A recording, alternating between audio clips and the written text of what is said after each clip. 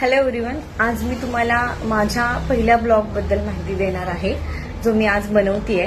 Aditi with books हे माझं page आहे आणि मी आज तुम्हाला एका पुस्तकाबद्दल माहिती देणार आहे.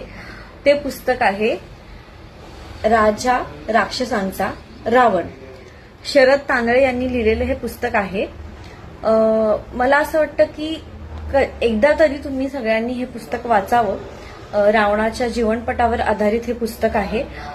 दशग्रीव म्हणजे रावणाला रावण हे नाव त्यांच्या तरुण वयात जेव्हा ते प्रथमतः महादेवांना भेटले तेव्हा उपाधी म्हणून त्यांनी हे नाव त्यांना दिलं होतं.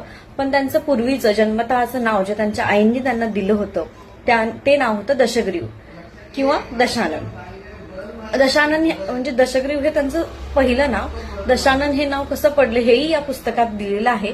त्यामुळे मी तुम्हाला सजेस्ट करीन की हे पुस्तक एकदा वाचावं. म्हणजे जेव्हा सरळ मार्गाने एखादा माणूस आपलं ध्येय साध्य करत असतो आणि त्या ध्येयापर्यंत पोहोचतो, पण म्हणतात ना विनाशकाले विपरीत बुद्धी, त्याप्रमाणे लंकाधीश झाल्यानंतर रावणाला जे सुचलं किंवा जे अहंकार त्याचा किंवा म्हणतात ना की काही गोष्टींवर अंधविश्वास ठेवून ज्या चाल त्यांनी चालली, ज्यातून रामायण घडलं, हे सुद्धा यात विस्तारितपणे लिहिलेलं आहे. त्यामुळे प्लीज तुम्ही एकदा हे पुस्तक वाचा आणि कमेंट करा की तुम्हाला कसं वाटलं.